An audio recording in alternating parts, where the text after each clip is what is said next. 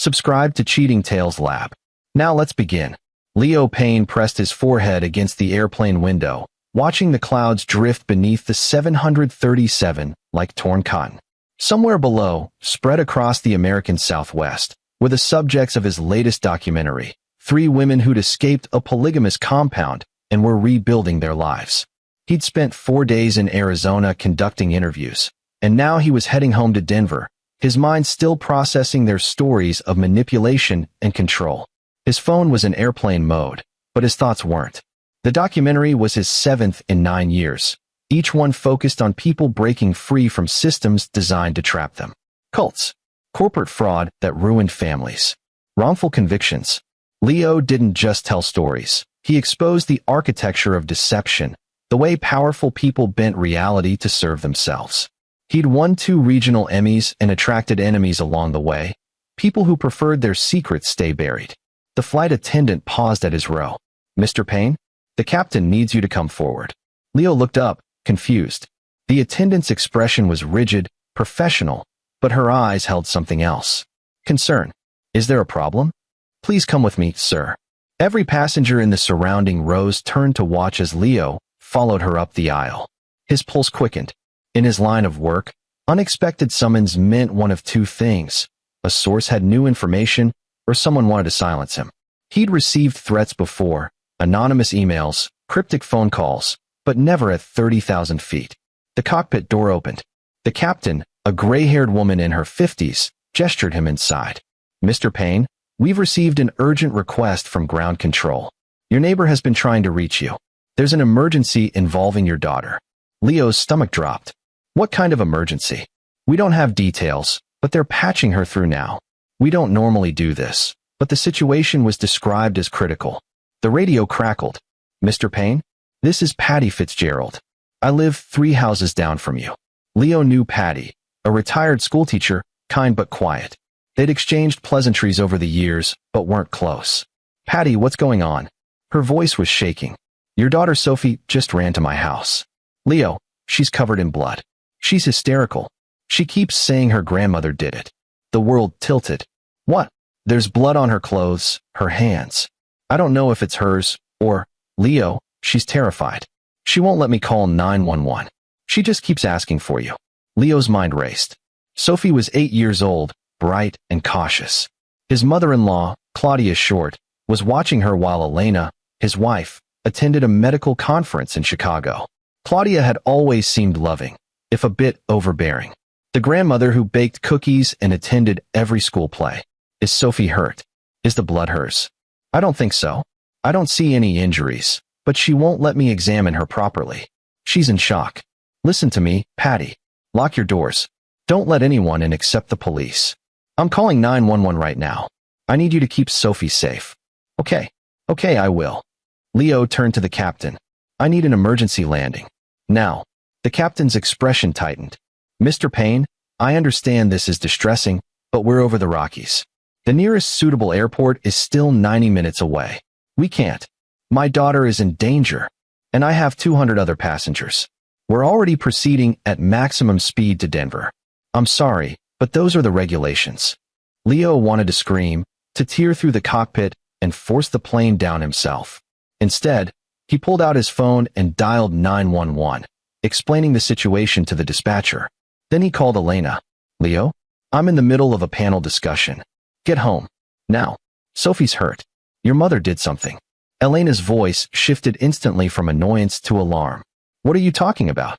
"I don't have all the details. Sophie ran to Patty Fitzgerald's house covered in blood. The police are on their way. I'm still on the plane." "My mother? That's insane. Sophie probably fell, got scared." "Elena, listen to me. Sophie said Claudia did it. Whatever happened, it was bad enough that our daughter fled the house."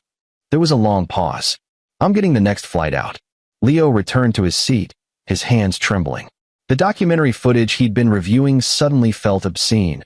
Other people's trauma packaged for consumption while his own daughter was suffering. He pulled up his contacts and scrolled to a name he hadn't called in 3 years, Tom Merrill. Tom had been a detective with Denver PD before retiring early due to a case that went sideways. A case Leo had helped expose in one of his documentaries. The department had scapegoated Tom for procedural violations, but Leo's film revealed the real corruption ran higher. Tom had lost his job, but he'd gained his integrity back. They'd stayed in touch, two men who understood what it meant to stand against systems that protected themselves at all costs. The call went to voicemail. "Tom, it's Leo Payne. I need you. I'm landing in Denver in 2 hours. Something's happened to my daughter, and I think my mother-in-law is involved. I need someone I trust." The next 90 minutes were the longest of Leo's life. He sat rigid in his seat, ignoring the concerned looks from nearby passengers. His mind kept replaying moments from the past months, searching for warning signs he'd missed. Claudia visiting more frequently, insisting on watching Sophie even when it wasn't necessary. The way Sophie had become quieter, more withdrawn. Leo had attributed it to normal childhood phases. He'd been traveling constantly, chasing stories, building his career. Elena worked long hours as a trauma surgeon. They'd been grateful for Claudia's help, never questioning her devotion. He thought about his own childhood. Leo had grown up in foster care after his parents died in a car accident when he was 6. He'd bounced between homes, learning early how to read people, to spot the difference between genuine kindness and its performance. That skill had served him well in documentary work, helped him see through facades to the truth beneath. Maybe that's why he'd never fully trusted Claudia. There was something rehearsed about her warmth, too perfect. But Elena adored her mother, and Leo had convinced himself his suspicions were just baggage from his own past. The plane finally descended. The moment the wheels touched asphalt, Leo was on his feet. He grabbed his bag and pushed toward the exit, ignoring the flight attendant's protests about remaining seated. Other passengers muttered complaints, but he didn't care. He'd called ahead and arranged a helicopter charter, expensive, but necessary. The pilot was waiting on the private aviation side of the airport. "Mr. Payne, we're fueled and ready." They lifted off within 10 minutes. As Denver's suburbs sprawled below, Leo's phone erupted with notifications. Texts from Elena, voicemails from Patty, a callback from Tom Merrill. He dialed Tom first. "Where are you?" "On my way to your house." "Leo, what the hell is going on?" "The police scanner is lit up." "I don't know yet. Sophie said Claudia hurt her. I need you there before I arrive. I need someone watching everything." "Copy that." "But Leo, you should know, there are news vans already setting up. This is becoming a scene." "Of course. A child covered in blood, police responding, a nice suburban neighborhood. The local stations would be salivating." Leo had used media attention as a weapon in his documentaries, understanding how public exposure could force accountability. Now it would work against him or for him, depending on what had actually happened. The helicopter crested over the final ridge. His neighborhood spread below, neat houses with manicured lawns, and Leo immediately spotted his street. 3 police cruisers, an ambulance, 2 news vans with satellite dishes deployed. "Set down in the cul-de-sac," Leo instructed. "As close to my house as possible." The pilot glanced at him. "Sir, that's going to create a situation." "That's the idea." They descended, the rotor wash scattering leaves and making the news crews scramble. Leo didn't wait for the pilot to shut down the engine. He jumped out, ducking under the blades, and sprinted toward the cluster of emergency vehicles. A uniformed officer intercepted him. "Sir, you need to step back. I'm Leo Payne. This is my house. Where's my daughter?" The officer's expression shifted. "Mr. Payne, your daughter is safe. She's with Child Protective Services and a crisis counselor at your neighbor's residence. Your mother-in-law is inside your home with detectives." "What happened?" "I can't disclose details of an ongoing investigation." Behind the officer, Leo saw Tom Merrill standing near one of the police cars. Tom caught his eye and gave a subtle nod toward Patty Fitzgerald's house. Leo understood. Sophie was the priority. But as he started in that direction, the front door of his own house opened. 2 detectives emerged, and between them walked Claudia Short. Leo stopped, his breath catching. Claudia looked small, fragile, her silver hair perfectly styled, wearing one of her cardigans and sensible shoes. She was crying, dabbing at her eyes with a tissue. The picture of a grandmother devastated by circumstances beyond her control. "Leo," Claudia called out when she saw him. Her voice cracked with emotion. "Thank God you're here. It was horrible. I don't know what happened. Sophie she just attacked me." The detectives were listening to her, sympathetic. One even had a hand on her shoulder, comforting her. Leo felt rage build in his chest, but he forced himself to stay calm. This was Claudia's play: cast herself as the victim, paint Sophie as disturbed. He'd seen this pattern before in his work: abusers who weaponized empathy, who instinctively understood how to manipulate perception. He walked past them without a word and headed for Patty's house. Behind him, he heard Claudia call out again, her voice pitiful. "Leo, please, you have to believe me. I would never hurt Sophie. Never." The words made his skin crawl, because they were exactly what guilty people said. The truth didn't need to plead. It simply existed, waiting to be uncovered. And Leo Payne was very good at uncovering truth. Patty Fitzgerald opened her door before Leo could knock. Her face was pale, strained. "She's in the living room with the counselor. Leo, I have to warn you. She's not the same child I saw this morning." Leo entered. The living room was cluttered with bookshelves and family photos, comfortable in its age. Sophie sat on the couch, wrapped in a blanket despite the warm afternoon. A woman in her 30s sat beside her, speaking softly. When Sophie saw Leo, she lunged toward him. "Daddy." Leo caught her, wrapping his arms around his daughter. She was trembling, her breathing rapid. He could smell the metallic scent of blood on her clothes, see the rust-colored stains on her hands and shirt. "I'm here, sweetheart. I'm here. You're safe now." Sophie pulled back, her eyes wide and red from crying. "She hurt me, Daddy. Grandma hurt me," she said.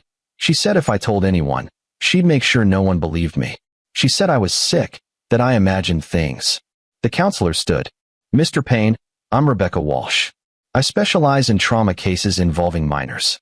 Your daughter has experienced something significant, but she needs time to process before a formal interview." Leo looked at Sophie's face, searching for physical injuries. Was she checked by a paramedic? Yes. She has some bruising on her arms, defensive wounds consistent with trying to protect herself. But the blood appears to be from the other individual. "Claudia." Rebecca nodded. "Your daughter says she was defending herself, that her grandmother became violent when Sophie refused to take medication." "What medication?"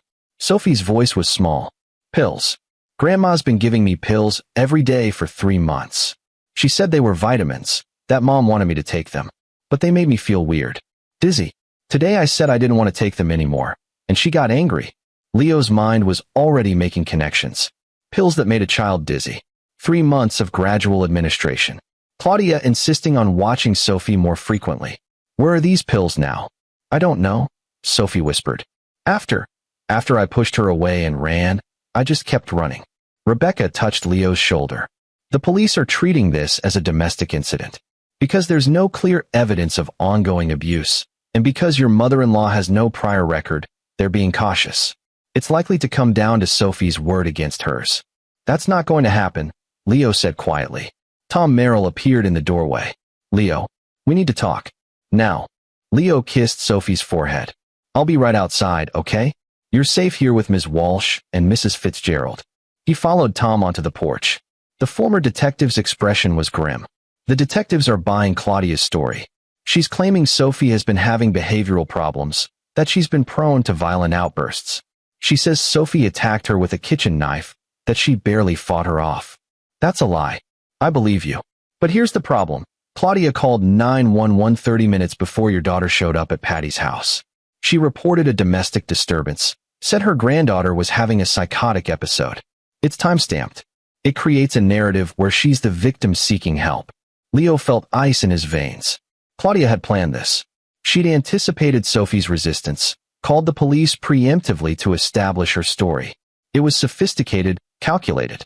"There's more," Tom continued. "I talked to the responding officers. They found prescription medication in your medicine cabinet. Antipsychotics prescribed for Sophie. Supposedly, she's been under psychiatric care for months." "That's impossible. Sophie doesn't have a prescription. We'd never." "The prescription is real. Signed by Dr. Elena Holloway Payne. Your wife." Leo stared at him. "Elena didn't sign that. Then someone forged her signature. And they did it well enough to fool a pharmacy." The pieces were falling into place, revealing a picture more disturbing than Leo had imagined. This wasn't just abuse. It was systematic, planned, designed to create a narrative where Sophie appeared mentally ill, where anything she said could be dismissed as delusion. "Claudia worked as a nurse for 30 years, Leo said slowly. She'd know how to forge medical documents. She'd know what medications to use to make Sophie seem unstable. Tom nodded. Munchausen syndrome by proxy. I've seen cases like this. The caregiver makes the child sick, then presents as the devoted protector. It gives them attention, control, and it makes them indispensable. But why? Why would Claudia do this to her own granddaughter? That's what we need to find out. But Leo, right now the evidence is stacked against Sophie. Claudia's been building this narrative for months. We need to dismantle it, and we need to do it fast before Child Protective Services starts questioning Sophie's mental state. Leo looked back toward Patty's house, where his daughter sat wrapped in a blanket, traumatized.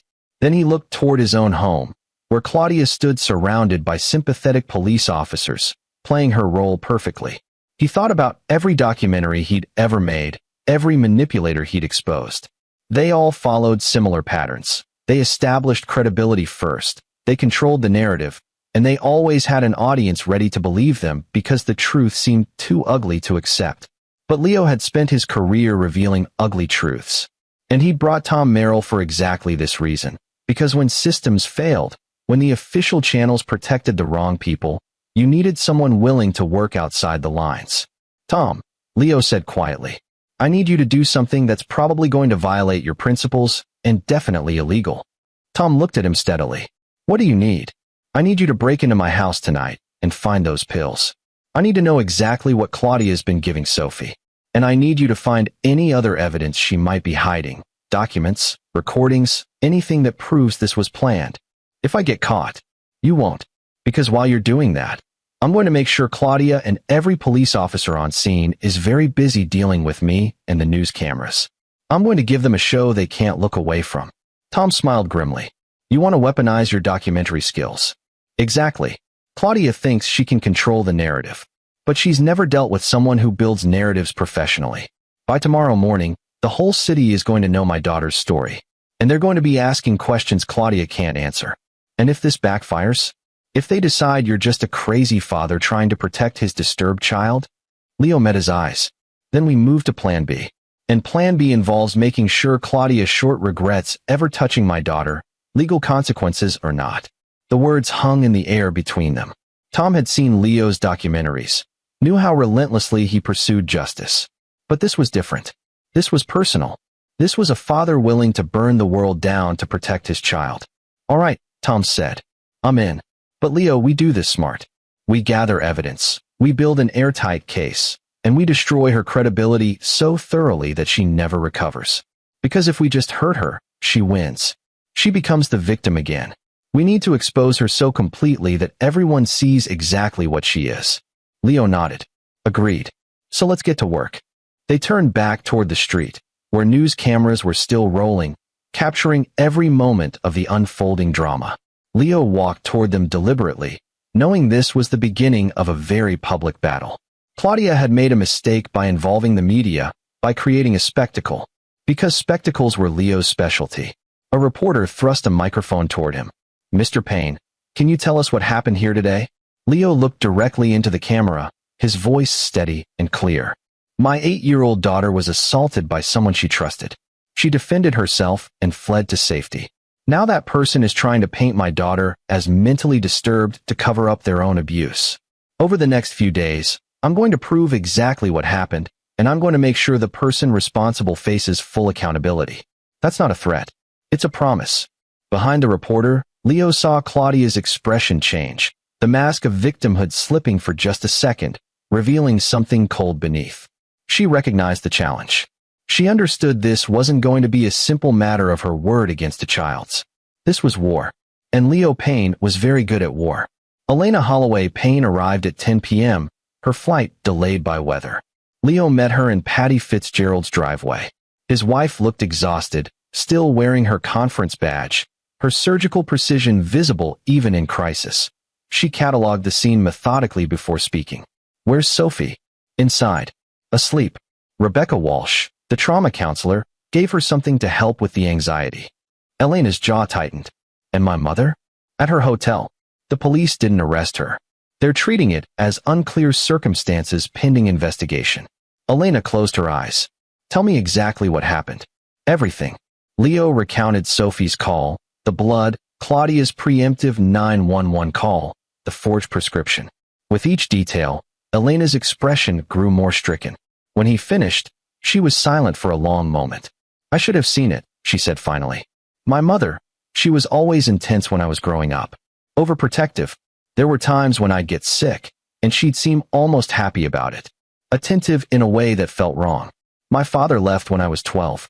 Just disappeared one day. Mom said he abandoned us, but what? There were bruises on her arms sometimes. She said she was clumsy, that she fell. After Dad left, she focused everything on me. Every illness, every scrape, she was there. Always there. When I went to college, she called 3 times a day. When I met you, she was furious. Said you'd take me away from her. Leo took Elena's hand. Did she ever hurt you? Not directly, but there were times I felt sick, dizzy, couldn't concentrate. It got worse when I tried to be independent, better when I stayed close to her. I thought it was anxiety. But what if she was dosing me too? What if she's been doing this for decades? The implication was staggering. If Claudia had been poisoning her own daughter to keep her dependent, to maintain control, then Sophie wasn't her first victim. She was just the latest. I need to see my daughter, Elena said.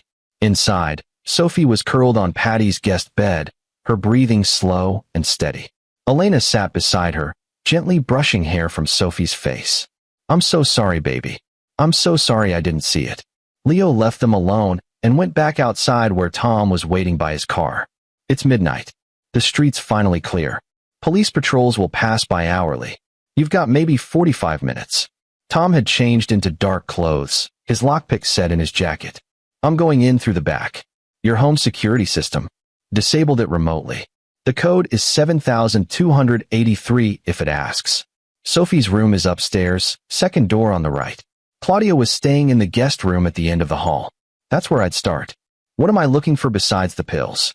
Anything that shows premeditation. Journals, calendars, medication logs. Claudia's meticulous.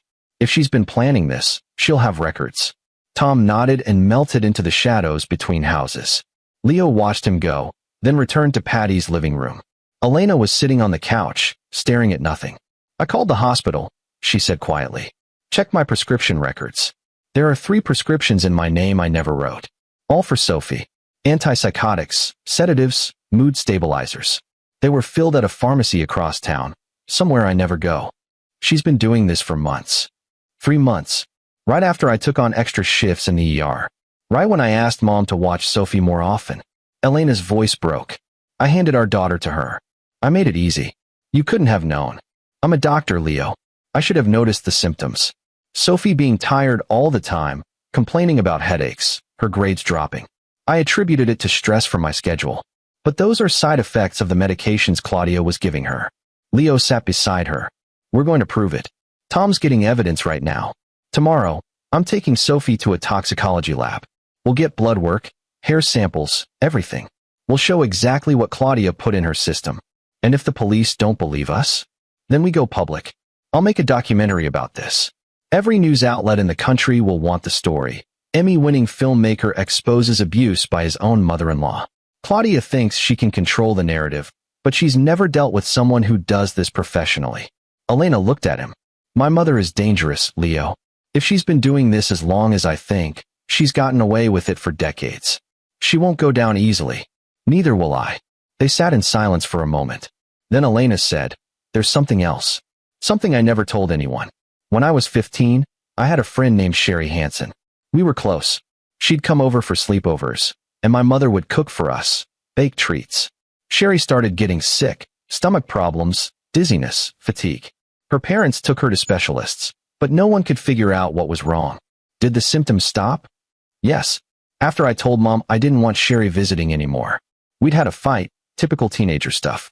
Sherry stopped coming to our house, and within weeks, she was healthy again. I never made the connection until tonight. Leo felt cold spreading through his chest. Claudia poisoned your friend. I think so, and I think she's done it to others. Anyone who threatened her control over me, or later, over Sophie. She's been getting away with this for decades because she's smart enough to keep it subtle, to never cross the line into something prosecutable. Until tonight. Tonight she panicked. Sophie refused the medication, probably fought back, and Claudia lost control. She got sloppy. Elena nodded. Which means she's vulnerable now. For the first time, she made a mistake. And we're going to exploit it.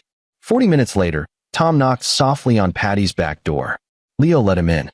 Tom's expression was grim as he pulled out an evidence bag containing a prescription bottle. Risperidone, an antipsychotic, strong enough to make a child seem delusional if overmedicated. The prescription is dated 3 months ago, signed by Elena, filled at a pharmacy in Aurora. What else? Tom pulled out his phone, showing photos. A journal, hidden in Claudia's suitcase. Detailed logs of every medication dose, every symptom Sophie exhibited, every time she complained or seemed suspicious. It reads like a clinical trial. Leo looked at the photos. Claudia's handwriting was neat, almost cheerful as she documented her granddaughter's deterioration. This is premeditation. This proves she knew exactly what she was doing. There's more. Tom swiped to another photo. Pages about Elena. Going back decades. Medications Claudia gave her as a child, symptoms observed, how Elena responded to different doses. Your wife was right. She's been doing this for years. Elena took Tom's phone, reading through the entries. Her hands were shaking. She documented everything. Every time I was sick, every time she kept me home from school. It was all her. She made me dependent on her. And she was doing the same thing to Sophie, Leo said. Creating a situation where Sophie would seem unstable, where Claudia would be the indispensable caregiver. Tom put the evidence bag on the table. This is enough to prosecute. We take this to the DA tomorrow, along with Sophie's testimony and medical evidence. Claudia goes to jail. But Leo was shaking his head. That's not enough. Leo, she gets a good lawyer, she's out in 5 years. Maybe less if she plays the sick elderly woman card. She gets to live out her life with the possibility of freedom while my daughter has to live with trauma. That's not justice. Elena looked at him. What are you thinking? Leo stood and walked to the window, looking out at his dark house. Claudia's entire identity is built on being the devoted mother and grandmother. She craves admiration, respect. That's why she does this. It makes her feel necessary, important. Taking that away from her, destroying her reputation so completely that everyone knows what she is, that's worse than prison. A documentary, Elena said. Not just a documentary. A complete exposure. Medical experts explaining Munchausen by proxy. Interviews with Sophie, with you about your childhood. Evidence of the poisoning. Claudia's journal entries read aloud. By the time I'm done, her name will be synonymous with abuse. She'll never be able to show her face in public again. Tom leaned against the counter. The DA might not like you releasing evidence publicly. Then we give them first crack. We hand over everything, let them file charges. While that's pending, I release the documentary. Once it's out there, once the public sees exactly what she is, no jury will ever acquit her. And even if somehow she beats the charges, she's still finished. Her life, her reputation, everything she valued, destroyed. Elena was quiet for a long moment. Then she nodded. Do it. I'll participate. I'll tell my story. The world needs to know what she is. Leo looked at Tom. I need the journal. The original, not just photos. Can you make that happen? That's evidence tampering. I know. I'm asking anyway. Tom met his eyes. There was a long pause. Then he pulled out another evidence bag, this one containing a small leather journal. I made high-resolution scans of every page. The originals are here. As far as anyone knows, I was never in that house. If questioned, I'll deny everything. This could cost you. I know what it could cost. I also know what Claudia did. Sometimes the system protects the wrong people, and someone has to step in. You stepped in for me when my department hung me out to dry. Now I'm returning the favor. Leo took the journal. The leather was soft, expensive. Claudia had taken care with this, kept it pristine. Inside were years of abuse, documented in neat handwriting. It was damning. It was perfect. Thank you, Leo said simply. Tom nodded. What's your timeline? Fast. Tomorrow I take Sophie for medical tests. Document everything. I'll reach out to experts I've worked with before, psychologists, medical examiners, people who can explain Munchausen by proxy on camera. I'll interview Elena, get her testimony on record. Day after tomorrow, I submit everything to the DA. While they're processing the case, I edit the documentary. 1 week, maybe less. Then it goes live on every platform I can access. Claudia will see it coming. She might run. Let her run. That just makes her look guilty. And wherever she goes, This will follow her. There's no hiding from the internet. Elena stood. I need to check on Sophie. Make sure she's sleeping peacefully. After she left, Tom said quietly, you know this is going to get ugly. Claudia's not going to just accept exposure. She'll fight back.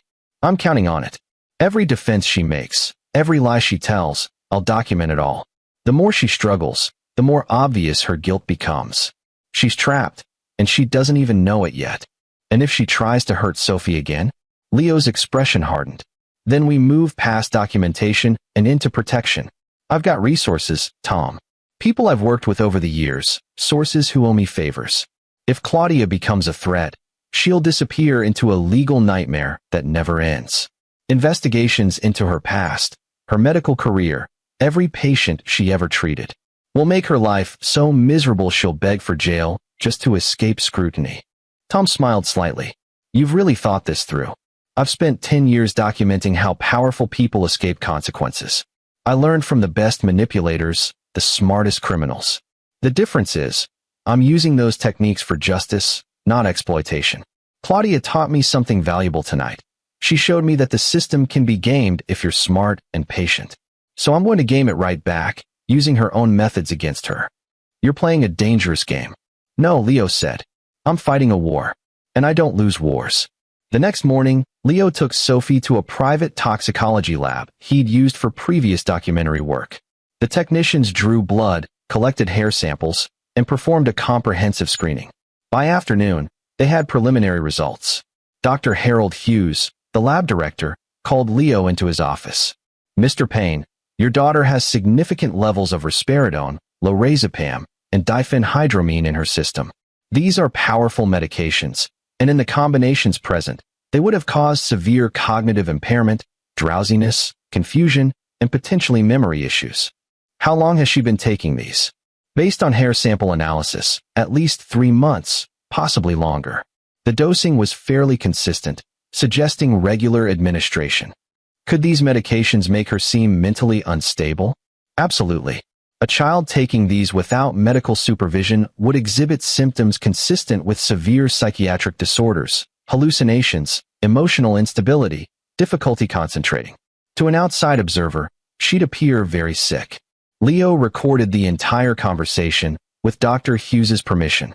This was evidence, but more importantly, it was content for his documentary. The scientific proof that Sophie had been systematically poisoned. While Sophie rested in the waiting room, Leo called Rebecca Walsh, the trauma counselor. I need to interview Sophie on camera about what happened. Is she ready for that? Rebecca hesitated. Normally, I'd say no. But Sophie's been asking to tell her story. She wants people to know the truth. If you keep it gentle, let her control the pace, I think it could actually be therapeutic. I'll be careful. This isn't about exploiting her trauma. It's about giving her a voice. That afternoon, in Patty Fitzgerald's living room, Leo set up a single camera on a tripod. Sophie sat on the couch, Elena beside her for support. Leo kept the questions simple, direct, letting Sophie speak in her own words. Can you tell me when Grandma started giving you pills? Sophie's voice was soft but clear. It started after summer. She said Mommy wanted me to take vitamins because I wasn't eating enough. But they made me feel weird. Sleepy all the time. I couldn't think straight in school. Did you tell anyone? I tried to tell Mommy, but Grandma was always there. She'd say I was just tired, that I needed to rest. She'd make me stay home from school, say I was too sick to go. But I wasn't sick. I just felt wrong. What happened yesterday? Sophie's eyes filled with tears. Grandma wanted me to take the pills. I said no. I told her they made me feel bad, that I didn't want them anymore. She got angry, really angry. She grabbed my arm hard, tried to force the pills in my mouth. I pushed her away, and she fell. She hit her head on the kitchen counter. Was there blood? Yes, from her head. She was yelling at me, saying I was a bad girl, that I was sick and needed help. I got scared and ran. I didn't know what else to do. Elena pulled Sophie close. On camera, the embrace was heartbreaking. A mother comforting a child who'd been betrayed by someone they should have been able to trust. Leo stopped recording. You did great, sweetheart. You told the truth, and that's the most important thing. That evening, Leo conducted another interview, this time with Elena. She spoke about her own childhood, the illnesses that kept her homebound, Claudia's obsessive attention. She talked about the prescriptions she never wrote, the forgery, the realization that her mother had been manipulating her for decades. I enabled this, Elena said, tears streaming down her face. I let my mother watch my daughter, never questioned her, never saw the signs. I'm a doctor, and I missed it all. You're also a victim, Leo said gently. Claudia conditioned you to trust her, to doubt yourself. That's what abusers do. They make you complicit in your own suffering. Over the next 3 days, Leo worked 18-hour shifts, editing footage, conducting interviews with experts. Dr. Sherry Hansen, now Dr. Sherry Hansen, a pediatrician, agreed to speak on camera about her mysterious childhood illness that disappeared when she stopped visiting the Short household. A former colleague of Claudia's from her nursing days reluctantly shared stories about medication discrepancies, patients who got worse under Claudia's care.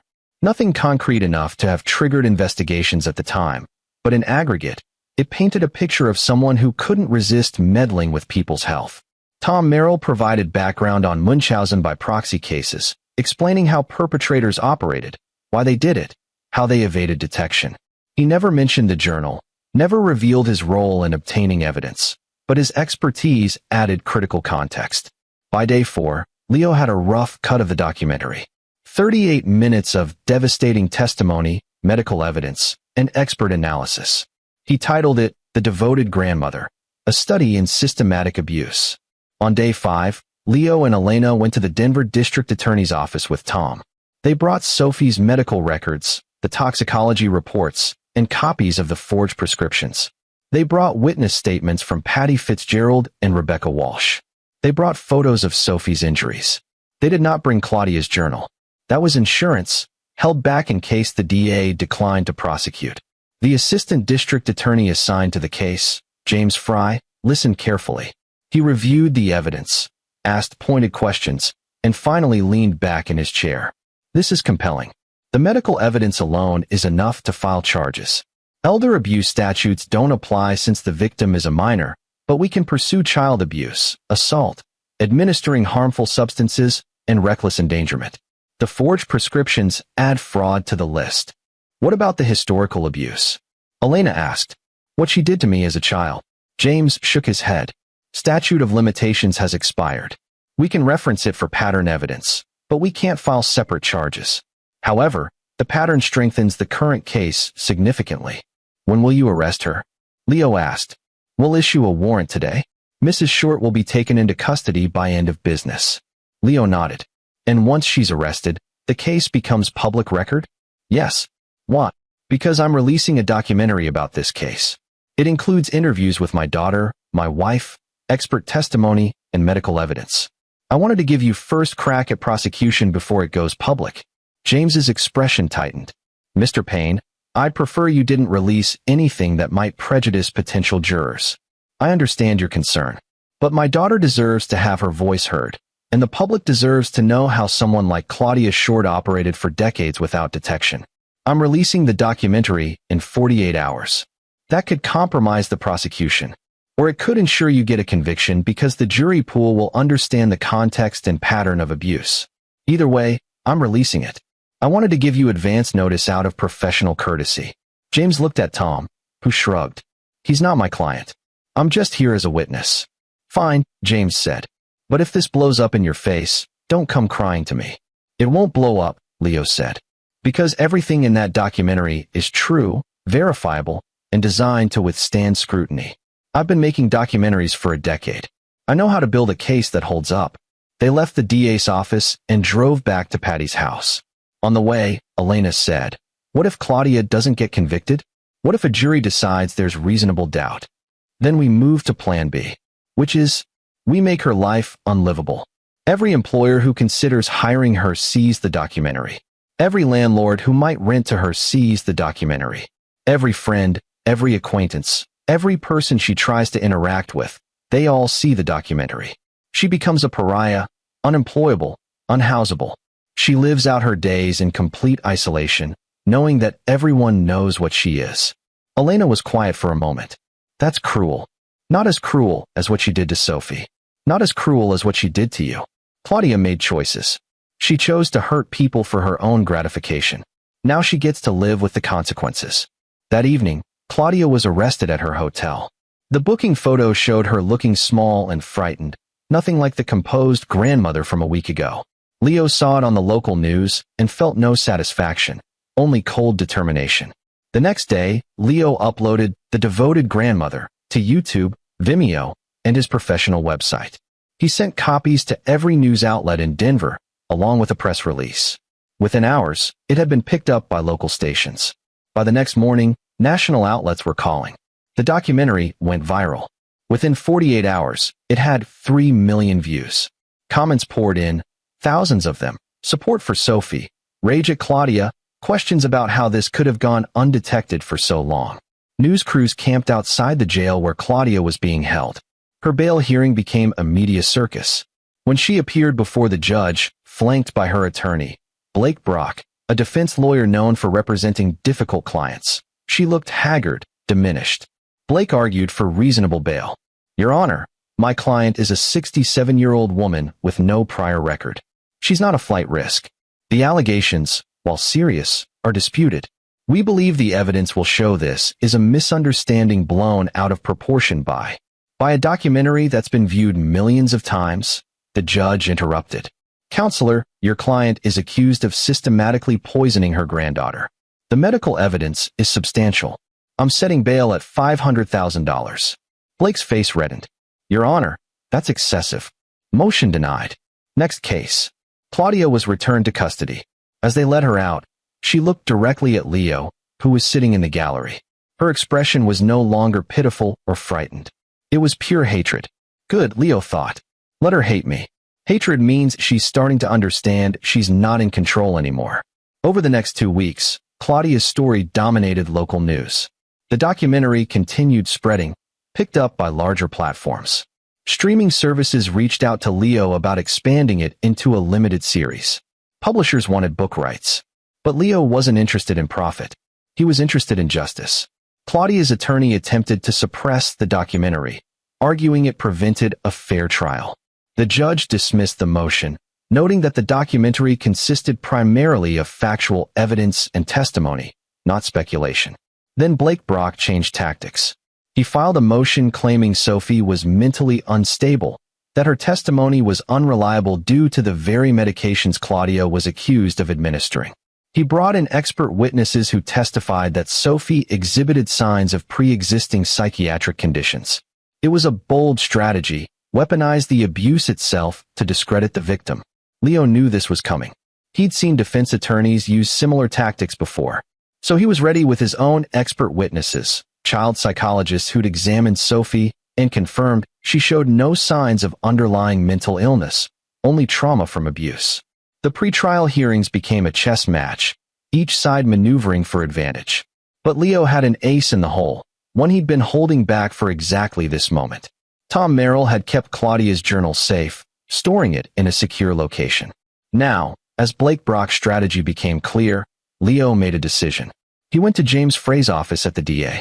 "I have something that wasn't in the original evidence package. Something that proves premeditation beyond any doubt." James looked skeptical. "What are we talking about?" Leo placed a sealed envelope on the desk.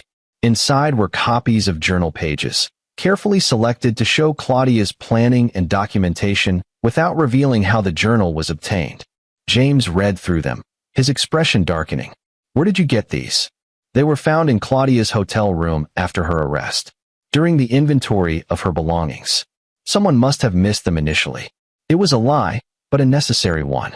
James studied Leo for a long moment, clearly weighing whether to press for the truth. "These would be inadmissible if they weren't obtained properly," James finally said. "Then I guess it's good they were found during a lawful inventory. You can verify with the arresting officers if you'd like." James set down the papers. "If I find out you're lying to me." "You won't. Because officially, those documents were found exactly where they should have been found. What matters is that they prove Claudia Short systematically abused her granddaughter and documented it. That's what the jury needs to see." James was silent for a moment. Then he nodded slowly. "I'll add them to the evidence. But Leo, if this comes back on you." "It won't. Trust me."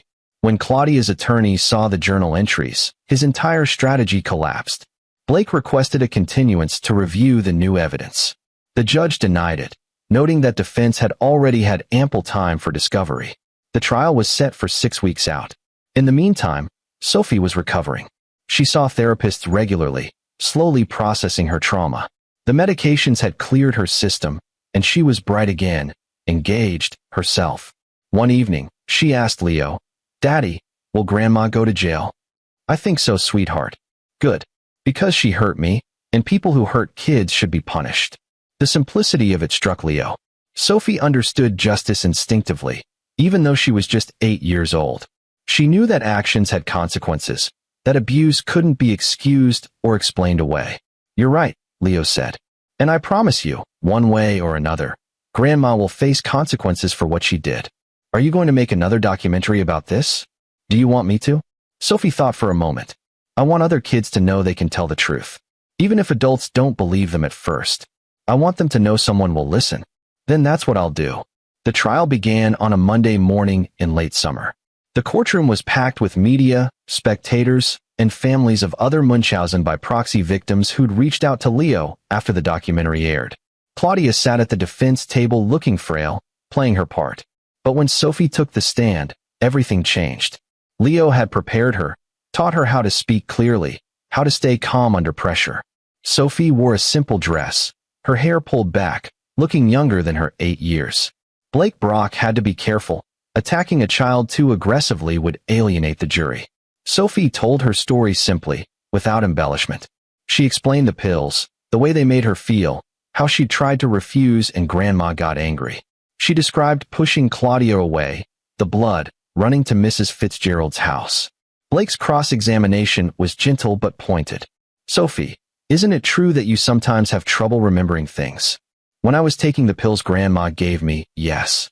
"And isn't it possible you're confused about what happened? That maybe you fell and hurt yourself, and Grandma was trying to help?" Sophie looked directly at him. "No, I remember everything. Grandma hurt me because I wouldn't take her pills anymore. But you were on medication that can cause confusion, hallucinations. Medication Grandma gave me without my parents' permission. That's not my fault. That's hers." A murmur ran through the courtroom. Even Blake seemed taken aback by the clarity of Sophie's response. This wasn't a confused child. This was a survivor who knew exactly what had happened to her. The prosecution called Dr. Hughes to testify about the toxicology results. Then Elena took the stand, describing her own childhood illnesses, the patterns she'd missed until it was too late. Then Sherry Hansen, explaining her mysterious childhood illness that disappeared when she stopped visiting the short home. The evidence piled up, piece by piece, building an undeniable picture of systematic abuse spanning decades. Blake tried to discredit the journal entries, arguing they could have been fabricated. But handwriting experts confirmed they were written by Claudia. Date stamps on photos she'd taken of Sophie, photos found on her phone, matched the journal entries, creating a timeline that corroborated everything. The prosecution's closing argument was devastating. Claudia Short is not a devoted grandmother. She's a predator who used her medical knowledge to systematically poison a child for her own gratification. She documented it. She planned it. She executed it with precision. And when her victim finally fought back, she tried to paint that victim as mentally ill. This is not a grandmother who made a mistake. This is an abuser who almost got away with it.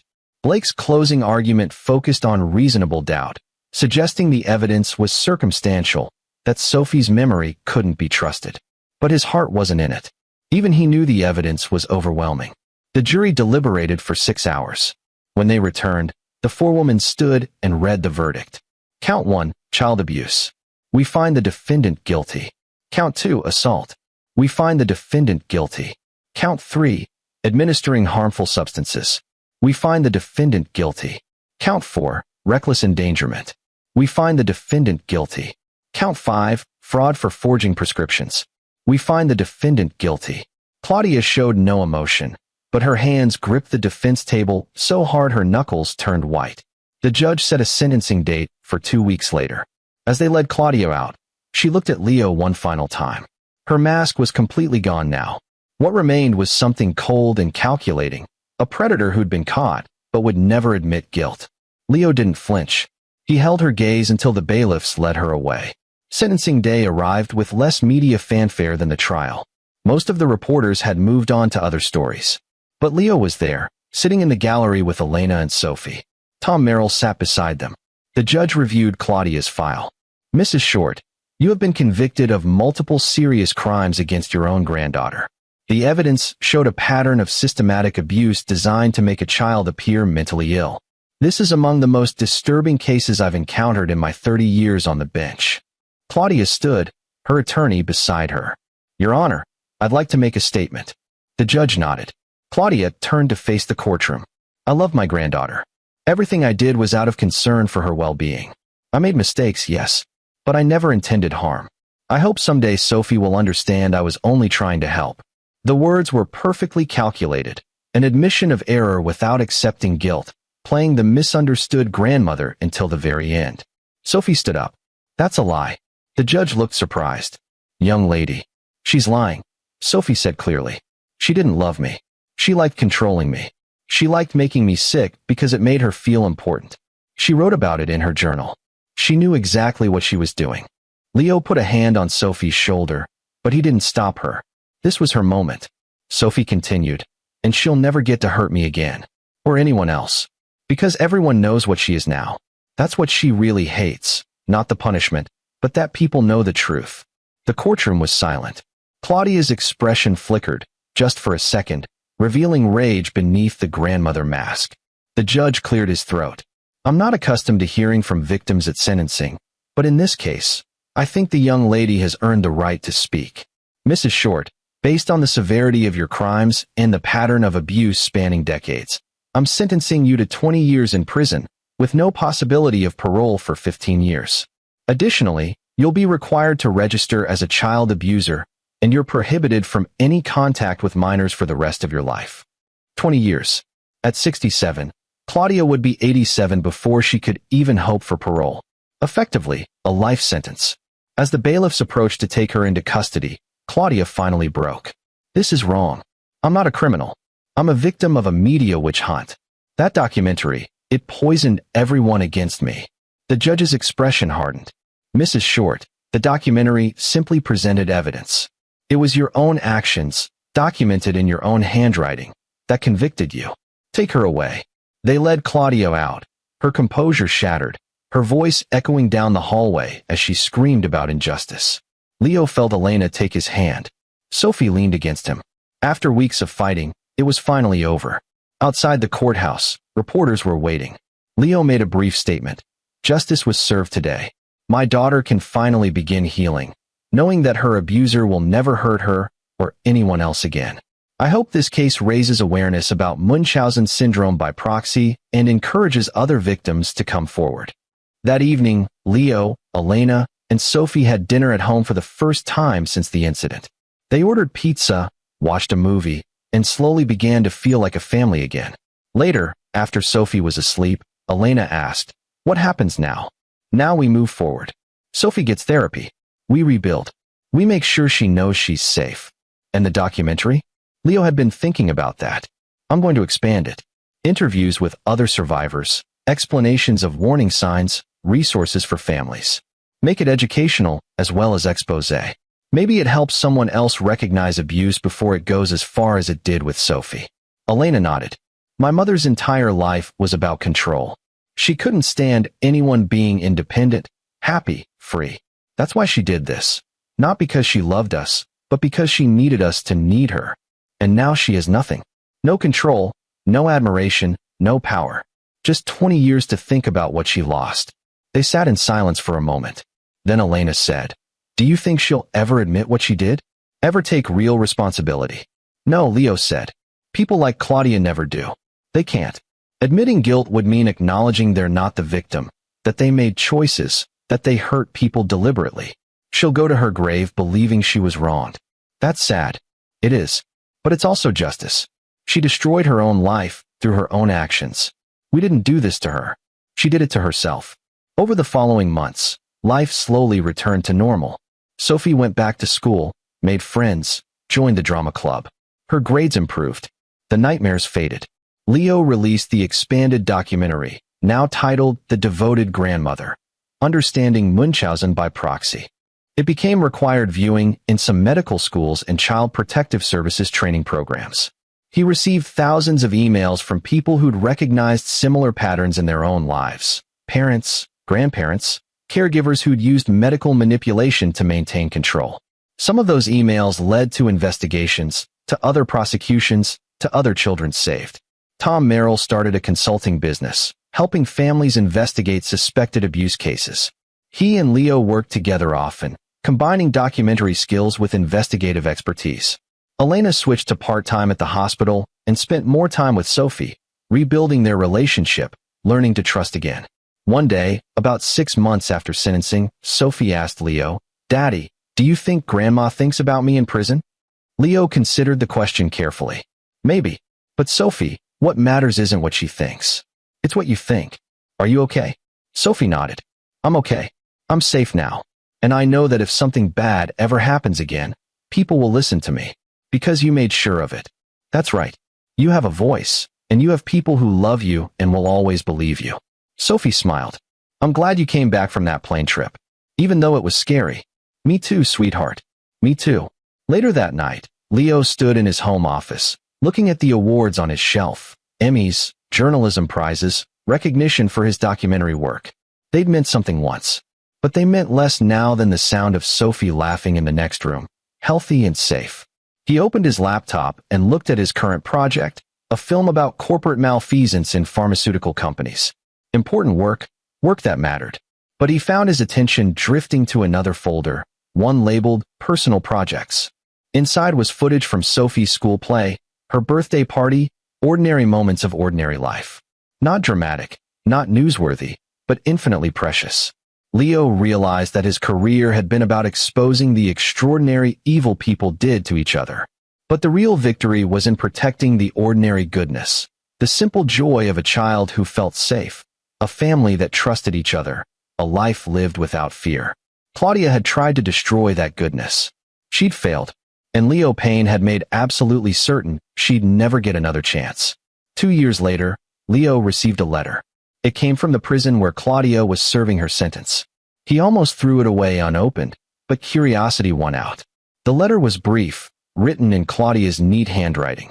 "Leo, I know you'll never forgive me. I don't expect you to, but I want you to understand something. Everything I did because I loved Elena and Sophie. I loved them so much I couldn't let them go. That love became twisted. I see that now.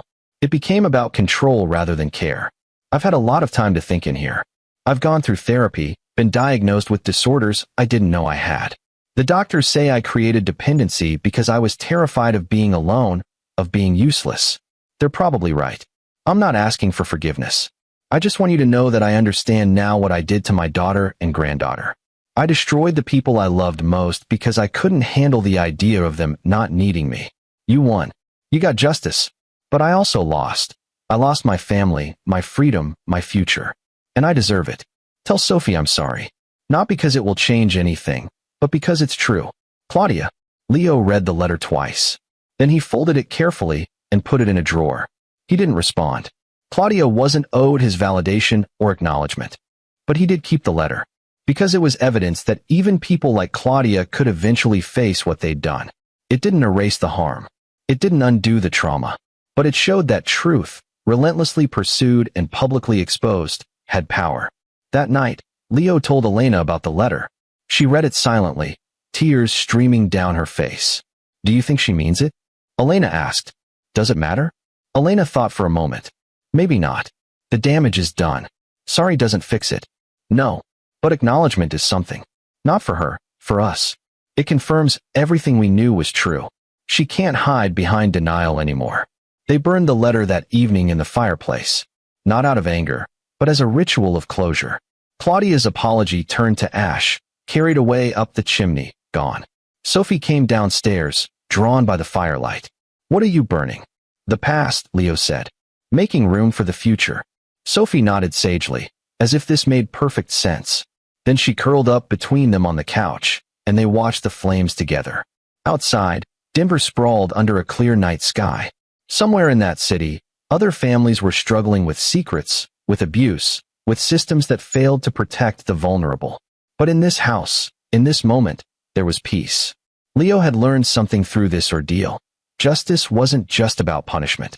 It was about restoration, about taking back power from those who'd stolen it, about giving voice to those who'd been silenced. Claudia had tried to write the story of Sophie's life, to make her granddaughter a character in a narrative of dependency and sickness. But Leo had rewritten that story. He'd given Sophie the pen, let her tell her own truth, and amplified it so loudly that no one could ignore it. That was real victory. Not revenge, but reclamation. Years later, when Sophie was in college studying psychology, she asked Leo why he'd fought so hard for her.